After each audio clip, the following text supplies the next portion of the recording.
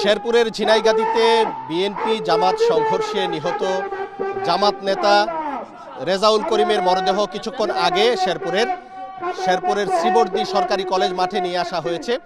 এখানে জানাজার প্রস্তুতি চলছে। আমরা দেখছি যে ইতিমধ্যেই যারা জানাজার নামাজে অংশগ্রহণ করবেন তারা কিন্তু ইতিমধ্যেই কাতারে দাঁড়িয়ে গিয়েছেন এবং আমরা দেখছি যে প্রায় কানায় কানায় পূর্ণ হয়ে গেছে এই যে সরকারি ডিগ্রি কলেজ মাঠ, এই শ্রীবর্দী সরকারি কলেজ মাঠ কিন্তু এখন কানায় কানায় পূর্ণ। অর্থাৎ মাওলানা রেজাউল করিমের জানাজায় অংশগ্রহণ করার জন্য বিভিন্ন এলাকা থেকে লোকজন কিন্তু ছুটে এসেছেন এই জানাজার নামাজে অংশগ্রহণ করার জন্য। আমরা দেখেছি ময়মনসিংহ থেকে যখন জামাত নেতা মাওলানা রেজাউল করিমের মরদেহ শ্রীবর্দী শহরে প্রবেশ করে এখানকার জামাতের নেতাকর্মী সহ সর্বস্তরের মানুষ কিন্তু আবেগ আপ্লুত হয়ে পড়েন। আমরা দেখেছি জামাত নেতারা কান্নায় ভেঙে পড়েছেন, ছাত্র শিবিরের নেতারা কান্নায় ভেঙে পড়েছেন, নেতাকর্মীরা, এবং বিভিন্ন এলাকা থেকে কিন্তু জামাত শিবিরের নেতাকর্মী ছাড়াও বিভিন্ন দলের এবং সর্বস্তরের মানুষ কিন্তু অংশগ্রহণ করেছে আজকের এই যে জানাজার নামাজে। এবং এই মুহূর্তে জানাজার নামাজ শুরু হবে। আমরা দেখেছি যে এর আগে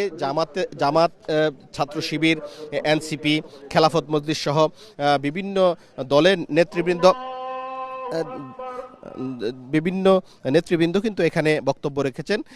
এখন জানাজার নামাজ শুরু হয়ে গেছে। আমরা চলে যাচ্ছি জানাজার নামাজে।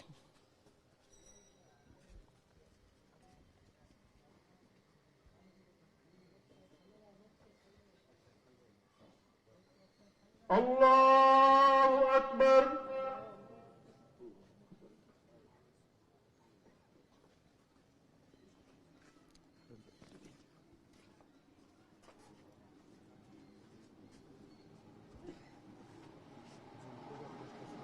আল্লাহু আকবার।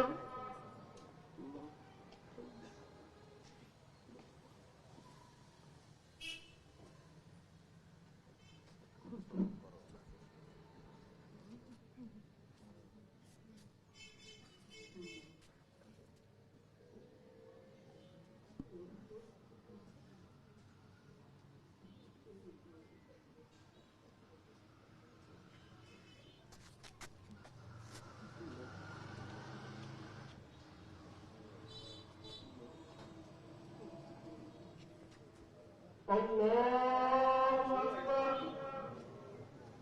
আসসালামু আলাইকুম ওয়া রাহমাতুল্লাহ। আসসালামু আলাইকুম ওয়া রাহমাতুল্লাহ। আপনাকেই বলছি, ইন্স্যুরেন্স করলে সিটিতে সুরক্ষা পাবেন নিশ্চিত। এই মাত্র মাওলানা